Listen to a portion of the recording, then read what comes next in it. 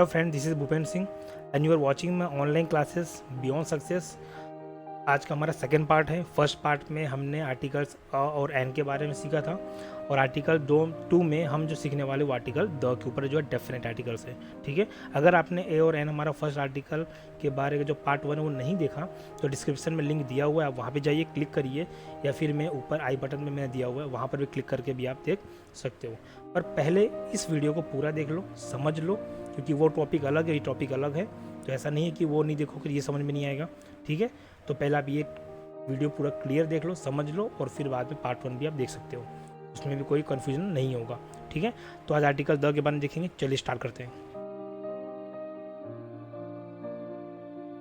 तो पहला हमारा क्वेश्चन आता है, पहले सबसे पहले आर्टिकल शुरू करने से पहले, कि जो सभी के माइंड में रहता है कि इस आर्टिकल इम्पोर्टेंट सेंटेंसेस, क्या आर्टिकल सच में सेंटेंस के अंदर इम्पोर्टेंट है, क्या ऐसा कोई मीनिंग होता है, या फिर ऐसे ही लोग 100 पीस के लिए लगा देते हैं, या फिर सब लगाते चलो हम भी लगा देते हैं। ठीक है, तो पहले इस डाउट को हम क्लियर कर लेते हैं। तो एक सेंटेंस के माध्यम से मैं आपको क्लियर करता हूँ कि सेंटेंस के अंदर इसका यूज़ है या फिर नहीं है।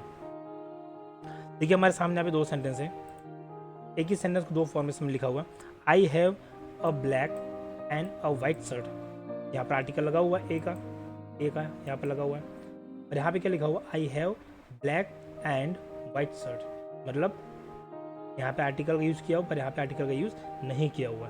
तो अ का जो यूज़ होता है, इसका मतलब क्या होता है, एक या फिर कोई। कहीं कहीं भी इसका मीनिंग कोई के तौर पर भी इस्तेमाल में आ जाता है। ठीक है, तो पहले इसका मीनिंग समझते हैं कि मेरे पास एक ब्लैक और एक वाइट शर्ट है। ठीक है, मतलब मेरे पास यहाँ पे 2 शर्ट हुए, एक ब्लैक कलर की और एक वाइट शर्ट की। अब यहाँ पे क्या मीनिंग है, I have black and white shirt. यहाँ पे एक ही शर्ट है जिसका कलर ब्लैक और वाइट है। ठीक है, अब आपको यहाँ पे डिफरेंस समझ में आ गया होगा कि आर्टिकल होने या फिर ना होने से क्या फर्क पड़ता है। तो आइए एक और सेंटेंस हम देखते हैं। चलो, दूसरा हमारा जो सेंटेंस है वो है let's watch a cricket match, कि चलो क्रिकेट मैच देखते हैं। सेम सेंटेंस हमने एक और लिखा हुआ है, पर आर्टिकल चेंज करके द। यहाँ पे क्या यूज़ किया हुआ है, a let's watch a cricket match, let's watch the cricket match. अब यहाँ पे क्या फ़र्क हो रहा है, पहले हमने देखा था कि आर्टिकल होने ना होने से क्या फ़र्क पड़ता है, और अब देखेंगे कि आर्टिकल चेंज कर दे तो क्या मीनिंग निकलता है। तो यहाँ पे इसका मतलब क्या हुआ, लेट्स वॉच, वॉच मतलब देखना, और क्रिकेट मैच मतलब कोई भी मैच। यहाँ पे ए का मतलब था 1, और यहाँ पे ए का मतलब है कोई। तो वो कोई भी मैच हो सकता है, आज का भी हो सकता है, कल का भी हो सकता है, 1 साल पुराना भी हो सकता है। ठीक है, यहाँ पे इसके पास कोई एग्जैक्ट या स्पेसिफिक मैच की बात नहीं हो रही है, कोई पर्टिकुलर किसी एक मैच की यहाँ पे डिस्कस नहीं हो रही है। और अगर यहाँ पे देखें तो let's watch the cricket match, मतलब कि चलो हम क्रिकेट मैच देखते हैं, पर मीनिंग क्या हुआ, एग्जैक्ट किसी एक क्रिकेट मैच की बात हो रही है, या तो वो जो अभी चल रहा हो, या तो कल का मैच हो, या 1 साल पुराना कोई मैच हो, वो हम चलो देखते हैं। तो इसका मतलब क्या हुआ कि यहाँ पे कोई स्पेसिफिक मैच नहीं है, पर यहाँ पे एक पर्टिकुलर किसी एक मैच की बात हो रही है। ठीक है, तो अगर हम आर्टिकल का गलत इस्तेमाल करें या न लिखें तो जो भी पढ़ने वाला होगा, जो समझने वाला होगा, वो आपकी मीनिंग को गलत तरीके से समझेगा, गलत तरीके से पढ़ेगा। तो इसका मतलब ये हुआ कि आर्टिकल सेंटेंस के अंदर बहुत ही ज़्यादा इम्पोर्टेंट रोल प्ले करता है, और जितना ये इजी लगता है उतना ये कन्फ्यूजन्स भी होता है। देखिए, जैसे अभी हमने देख लिया कि छोटे से ए और द ने कितना सेंटेंस की मीनिंग को चेंज करके रख दिया। तो आज के इस टॉपिक में हम द के बारे में पढ़ रहे हैं, ये समझेंगे कि द को कहाँ पे द पढ़ा जाता है और कहाँ पे दी का प्रोनाउंस किया जाता है, और साथ ही साथ ये सीखेंगे कि आर्टिकल्स द को कहाँ कहाँ पे इस्तेमाल करना चाहिए और किस तरीके से करना चाहिए। ठीक है, तो चलिए हम अपने आगे वाले पॉइंट पे चलते हैं। डेफिनेट आर्टिकल, जैसे द हमारा क्या, हमारा ये डेफिनेट आर्टिकल कहलाता है। तो the is use for particular और स्पेसिफिक थिंग्स। जैसे भी हमने पिछले एग्जाम्पल हमने क्या देखा था कि हम द का इस्तेमाल कहाँ करते हैं, किसी एक पर्टिकुलर चीज़ को जब हम ध्यान में रख के बात करते हैं तो ही हम द का इस्तेमाल हम करेंगे उसको समझाने के लिए, कोई एक स्पेसिफिक थिंग्स होने चाहिए। ठीक है, तो आइए इसका एग्जाम्पल देख लेते हैं। Cows give milk is very nutrition, मतलब cow's milk is very nutrition, कि काऊ का जो दूध होता है वो बहुत ही न्यूट्रिशन होता है। ठीक है, अब यहाँ पे क्या हम किसी एक काऊ की बात कर रहे हैं? क्या सिर्फ एक ही काऊ जो मेरे पास है या फिर आपके पास है, सिर्फ उसी के दो दूध में न्यूट्रिशन ज़्यादा होती है? नहीं ना, यहाँ तो काऊ क्या है, किसी भी कंट्री का किसी भी वर्ल्ड में पाए जाने वाले काउस के मिल्क, सभी काऊ के मिल्क का जो तत्व है वो एक जैसा है, उसमें जो प्रोटीन्स है वो एक जैसे मिलेंगे, जो न्यूट्रिशन है वो एक जैसे मिलेंगे। तो यहाँ पर हम द का यूज़ नहीं कर सकते कि द काऊ, अगर द काऊ की बात करेंगे तो हमारे कहने मतलब सिर्फ एक काऊ। ठीक है, तो ये हमारा जनरल स्टेटमेंट हो गया, स्पेसिफिक किसी एक काऊ की बात नहीं हो रही है।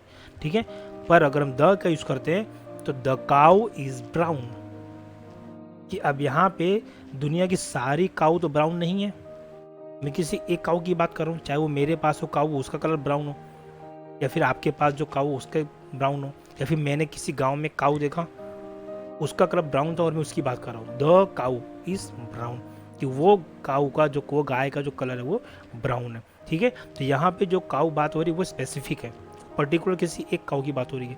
पर यहाँ पे जो सेंटेंस बना है वो किसी एक काऊ की बात नहीं हो रही है, वो किसी एक गाय की बात नहीं हो रही है, वो सभी गायों की बात हो रही है, कि कोई भी गाय हो उन सब का जो दूध होता है उसमें न्यूट्रिशन एक जैसा होता है। Clear? Let's read a book, चलो किताब पढ़ते हैं। कौन सी किताब? कोई स्पेसिफिक नहीं है, कोई पर्टिकुलर किसी एक बुक की बात नहीं हो रही है कि चलो हम ये बुक पढ़ते हैं, इसीलिए चलो एक बुक पढ़ते हैं या फिर चलो कोई बुक पढ़ते हैं, कैसे भी सेंटेंस आपको बोल सकते हो। पर अगर किसी एक बुक की बात करनी हो तो लेट्स रीड द बुक, कि चलो वो बुक पढ़ते हैं। कौन सी? कोई भी बुक हो सकता है, और वो बुक एग्जैक्ट कोई एक बुक की बात हो रही है। ठीक है, चाहे वो स्कूल की हो सकती है, चाहे कोई स्टोरी की हो सकती है, चाहे कोई नॉवेल्स हो सकती है, या कोई मैगजीन्स हो सकती है, कुछ भी। पर बोलने का यहाँ पे जो मीनिंग है वो एग्जैक्ट किसी एक बुक की बात हो रही है। ठीक है, आई लाइक फ्लावर्स, मुझे फूल बहुत पसंद है। यहाँ पे किसी एक फूल की बात नहीं हो रही है, मुझे फूल पसंद है, ये मेरी चॉइस है, और इसका मतलब मुझे सारे फूल पसंद है, दुनिया में मिलने वाले हर एक फूल मुझे पसंद है। I like flowers. ठीक है, पर I like the flowers in your garden, कि तुम्हारे गार्डन का फूल मुझे बहुत पसंद है। ठीक है, अब यहाँ पे मैं किस फूल की बात कर रहा हूँ? उस फूल की जो जो तुम्हारे गार्डन में है। ठीक है, I like the flowers in your garden, या फिर I like the flower which is in your garden, मुझे तुम्हारे गार्डन के फूल बहुत पसंद है। ठीक है, चलो, did you here A news, क्या तुमने खबर सुनी? अब यहाँ पे अ न्यूज़ मतलब कोई भी न्यूज़, जैसे पर्टिकुलर कोई भी एक व्यक्ति आता है और मैंने उससे पूछा कि क्या आज आपने कोई न्यूज़ सुना, कोई मतलब कोई भी न्यूज़ XYZ, किसी भी टॉपिक को लेकर कोई भी न्यूज़ आपने सुना, एग्जैक्ट किसी एक न्यूज़ की बात नहीं हो रही है, लेकिन समझ लो कि कल की डेट में कोई ऐसी घटना घटी जो सब लोग बातें करें, जो हर किसी की ज़बान पे उसकी चर्चा है, वो कोई मेरा फ्रेंड आता है और मैं बोलता हूँ कि क्या तूने भी वो न्यूज़ सुना, did you here the news? समझ आ रहा है आपको? अब यहाँ पे दो द लगा गया, मतलब हम किसी ऐसे न्यूज़ की बात कर रहे हैं जिसका मैं किसी एक न्यूज़ पे पॉइंट आउट कर रहा हूँ। Clear? Where is the book, book कहाँ है? अभी किस बुक की बात हो रही है? एग्जैक्ट एक बुक की बात हो रही है, कोई भी बुक की बात नहीं हो रही है। I gave you last Sunday, जो मैंने पिछले संडे या रविवार को आपको दिया था। यहाँ पे किस बुक की बात हो रही है? उस बुक की जो मैंने संडे को दिया था, किसी और कोई बुक की बात नहीं हो रही है। ठीक है, तो इसीलिए यहाँ पे द लगाया हुआ है। We are going to watch a movie, हम एक मूवी देखने जा रहे हैं। कौन सी मूवी? कोई एक पर्टिकुलर मूवी की बात नहीं हो रही है, या फिर हमको डिसाइड करके नहीं जा रहे कि हम ये मूवी देखने जा रहे हैं। तो we are going to watch a movie. अभी आप जा रहे हो कहीं और अचानक कोई आपके रिलेटिव्स मिल जाते हैं, कोई आपके फ्रेंड्स मिल जाते हैं, बोलते हैं ना कि आप कहाँ जा रहे हो, तो हम कहते हैं कि हम लोग मूवी देखने जा रहे हैं। अब वहाँ पर जाके डिसाइड करेंगे कौन सी मूवी है, कौन सी मूवी हमें देखना है। ठीक है, लेकिन अगर हम मान लो मूवी देख चुके, हमने मूवी देख लिया और अब अगले दिन आकर हम उस मूवी का जिक्र किसी और से करते हैं तो हम क्या कहेंगे, the movie was very funny, ये जो मूवी हमने देखा बहुत ही कॉमेडी थी। एग्जैक्ट, तो यहाँ पे द मूवी का मतलब उस मूवी की बात कर रहा हूँ जो मैं देख कर आया हूँ। क्लियर? तो द का यूज हम वहाँ करेंगे जहाँ पर हमारा मीनिंग किसी एक चीज को पॉइंट आउट करता हूँ। क्लियर? तो ही हम द का इस्तेमाल हम करेंगे। तो आर्टिकल के इस टॉपिक में हम देखेंगे पहले कि उसे हम उच्चारण कैसे करते हैं, कि उसके प्रोनाउंसिएशन कैसा होता है। आपने अगर ध्यान दिया होगा कहीं कहीं पे हम द को दी भी बोलते हैं और कहीं कहीं पे हम द भी बोलते हैं। जैसे दी एंड, मूवी ख़त्म होने के बाद अक्सर लिखा रहता है और हमने सुना भी है उसे दी एंड पढ़ते हैं अक्सर। तो हम क्या पढ़ें, द पढ़ें कि दी पढ़ें, या फिर दोनों पढ़ें? अगर दोनों पढ़े तो द कहाँ पढ़ें और दी कहाँ पढ़ें? ऐसे दुनिया भर कन्फ्यूजन चलते रहते हैं। तो आइए हम एक बार चेक कर लेते हैं कि कहाँ पे द पढ़ना चाहिए, कहाँ पे दी पढ़ना चाहिए। ठीक है, चलो।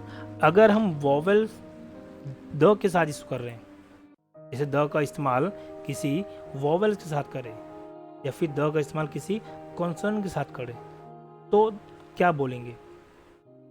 वॉवेल के साथ अगर होगा तो दी, और अगर कंसोनेंट के साथ इस्तेमाल हुआ तो द। वॉवेल कंसोनेंट क्या है ये मैंने आपको पार्ट 1 में समझा दिया है, डिस्क्रिप्शन में लिंक दिया हुआ है, वहाँ पे क्लिक करके पार्ट 1 आप देख लेना, पर पहले ये वीडियो पूरा देख लो उसके बाद। ठीक है, तो हमारे अल्फ़ाबेट्स में 26 लेटर होते हैं, पता है। उसमें से ये जो 5 लेटर हैं ये हमारे क्या कहलाते हैं? वॉवेल्स, ये 5। ठीक है, और इनके अलावा जो बचे वो हमारे क्या कहलाते हैं? कॉन्सोनेंट।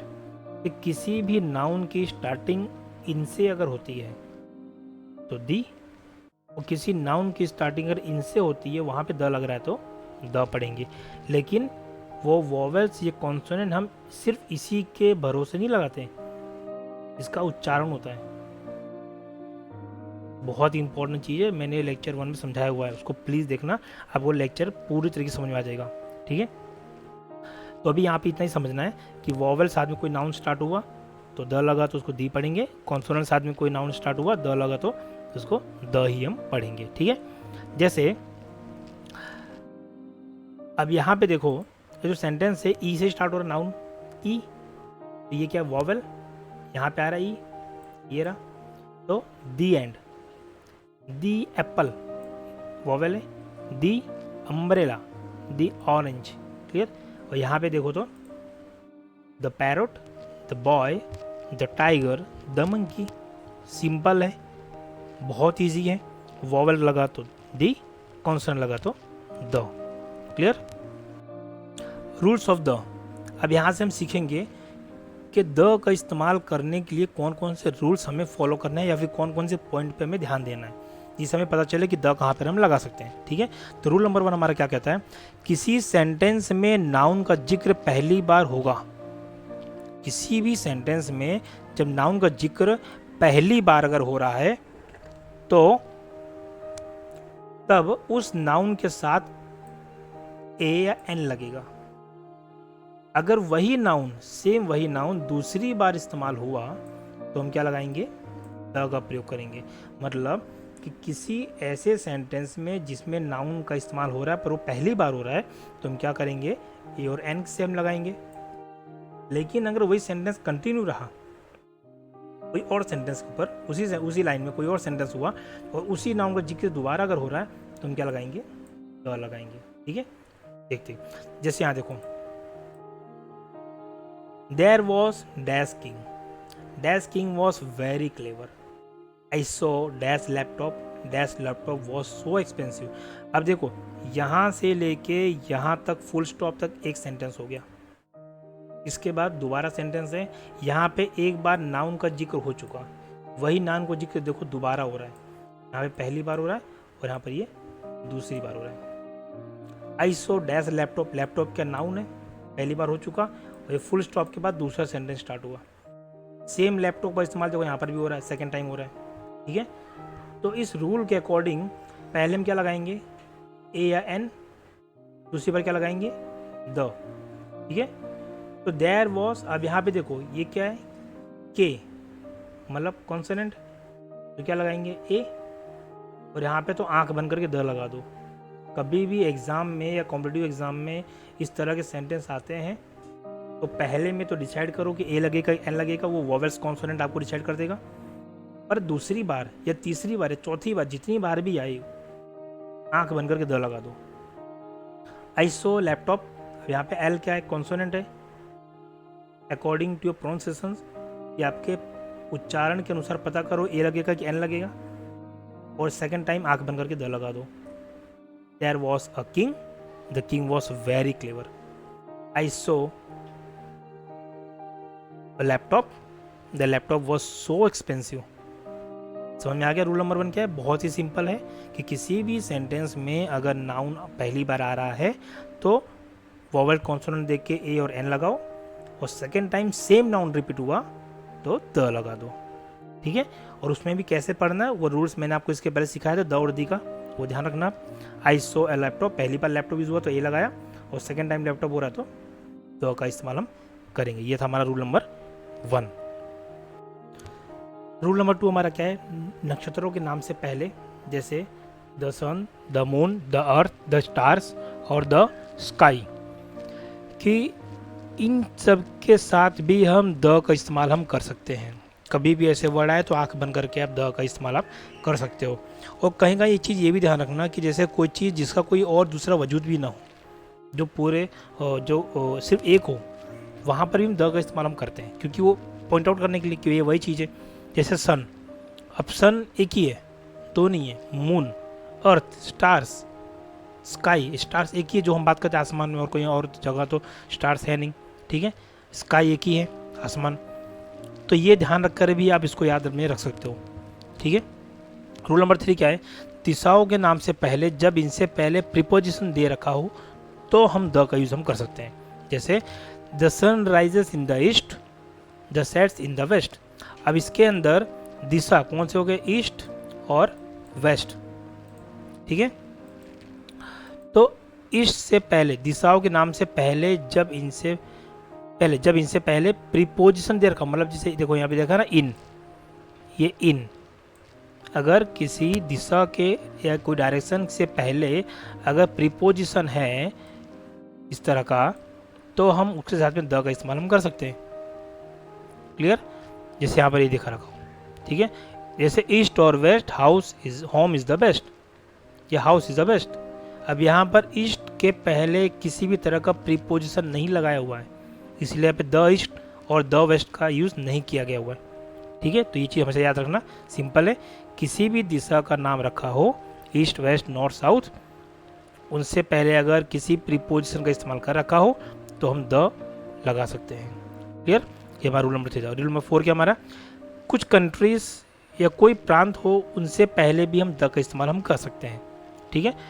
कुछ कंट्री मतलब इंडिया के लिए नहीं, जैसे द यूएसए, क्योंकि ये काफ़ी कंट्रीज़ को मिला के कंट्री बना हुआ, इसीलिए द डिकेन प्लेच्यू।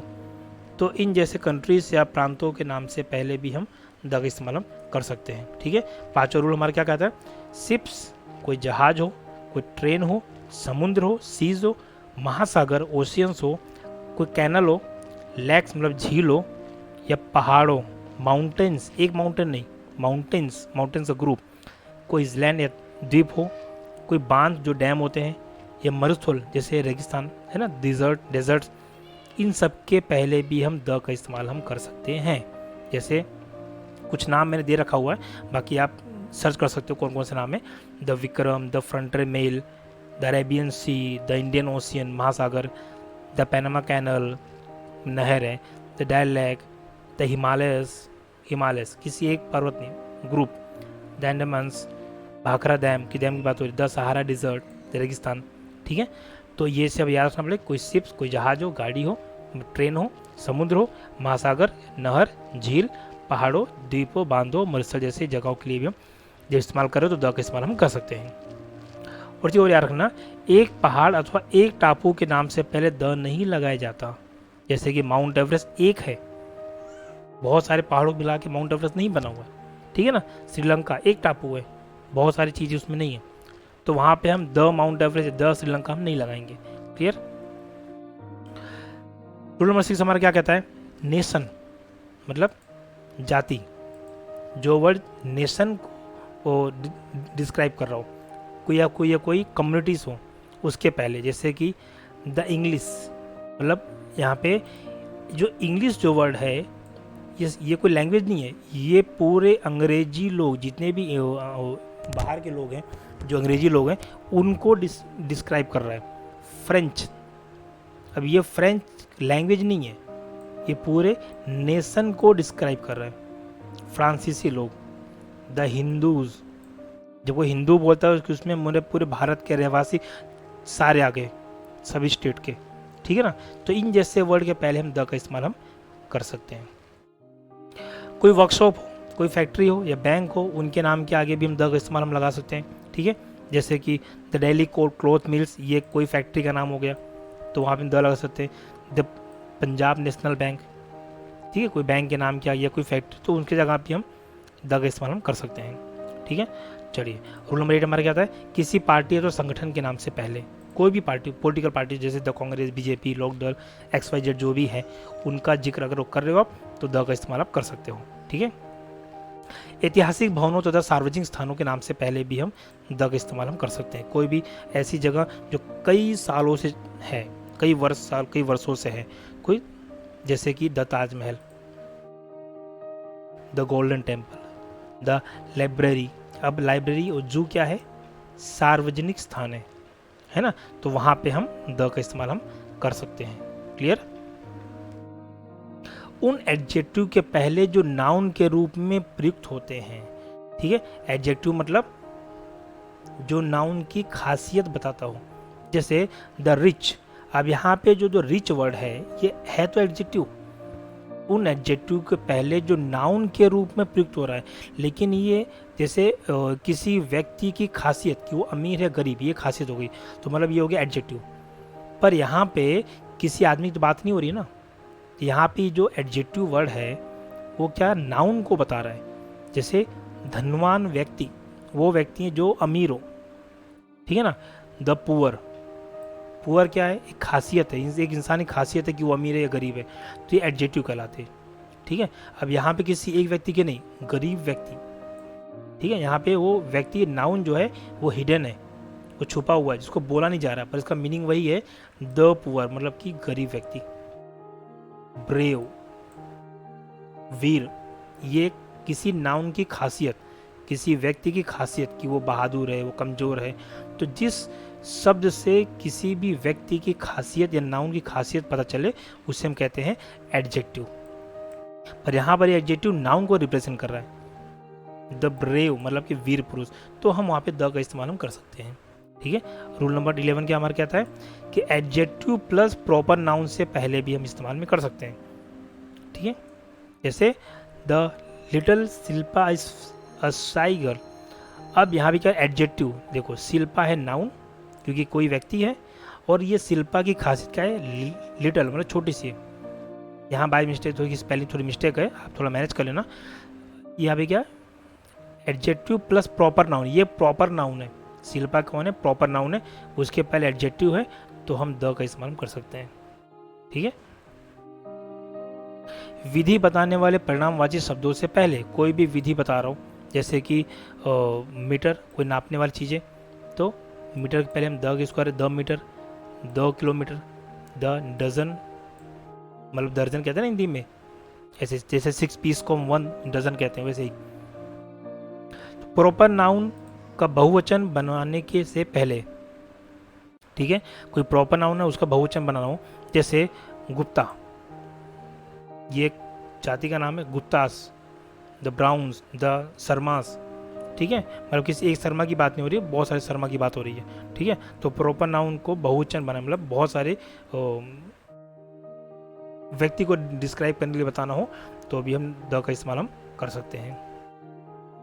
यदि किसी एडजेक्टिव को नाउन के बाद लगा दिया जाए तो एडजेक्टिव के पहले, अगर किसी एडजेक्टिव को नाउन के बाद लगा दिया जाए तो उस एडजेक्टिव के पहले, जैसे अब यहाँ देखो अशोका द ग्रेट, ठीक है। अशोका कौन है?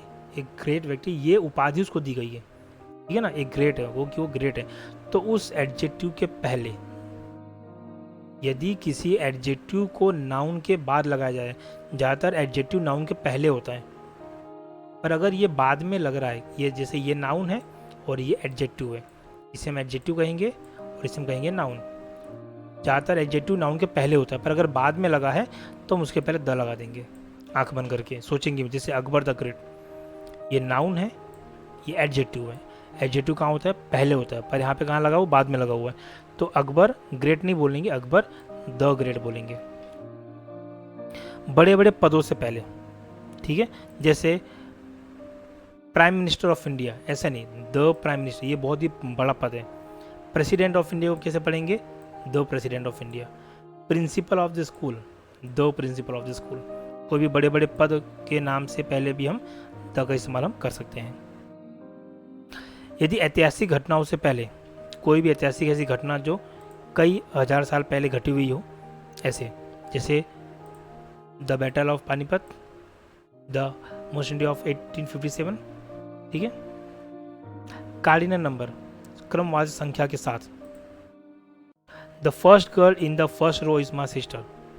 यार देखो, यार ने बताया ना कि फर्स्ट गर्ल, पहली लड़की, in the first row, first second third fourth बोलते हैं ना, फर्स्ट पहली, सेकेंड दूसरा, थर्ड तीसरा, तो ऐसे नंबर से पहले भी हम द का इस्तेमाल हम कर सकते हैं। डेट, तारीख से पहले, जैसे India become free on the 15 अगस्त, है ना, डेट है ना, इसके पहले भी हम द का इस्तेमाल हम लगा सकते हैं। मॉर्निंग, आफ्टरनून, इवनिंग से पहले हमेशा लगाना है। यदि इनसे पहले लास्ट, नेक्स्ट, एवरी ना दे रखा हो तो ये बहुत इंपॉर्टेंट है कि आपको मॉर्निंग, आफ्टरनून, इवनिंग के से लगा सकते हो, लेकिन ये याद रखना है कि उनसे पहले ये 3 वर्ड नहीं होना चाहिए। जैसे I get up in the morning, इससे पहले ना तो लास्ट लिखा हुआ है, ना नेक्स्ट लिखा हुआ है, और ना एवरी लिखा हुआ है। अगर मॉर्निंग के पहले लास्ट, नेक्स्ट, एवरी होता तो द हम नहीं लगाते, ठीक है।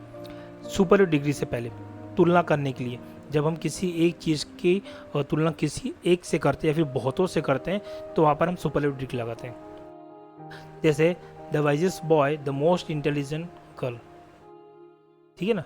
जैसे द मोस्ट इंटेलिजेंट गर्ल मतलब कि सबसे, मतलब सभी की तुलना उस लड़की से की गई है, इस लड़की की तुलना सभी लोगों से की गई है, तो द मोस्ट इंटेलिजेंट गर्ल, ठीक है, the wisest boy.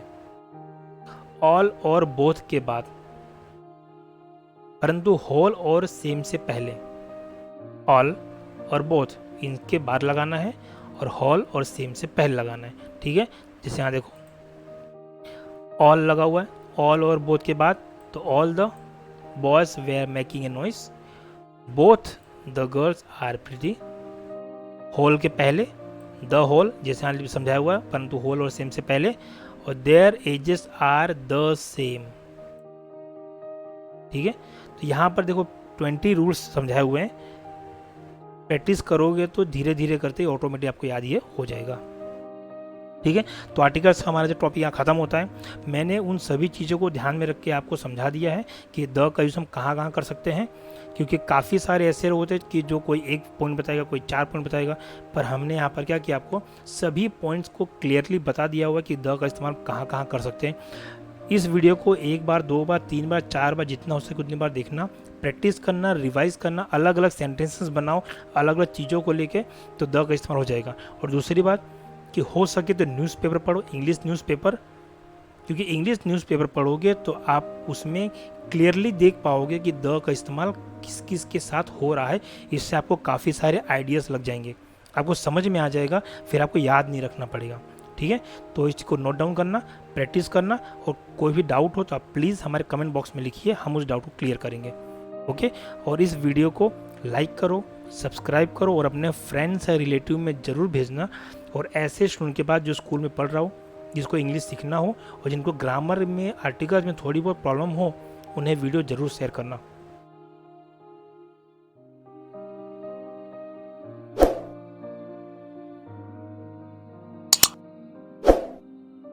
Please subscribe my YouTube channel and press the bell icon.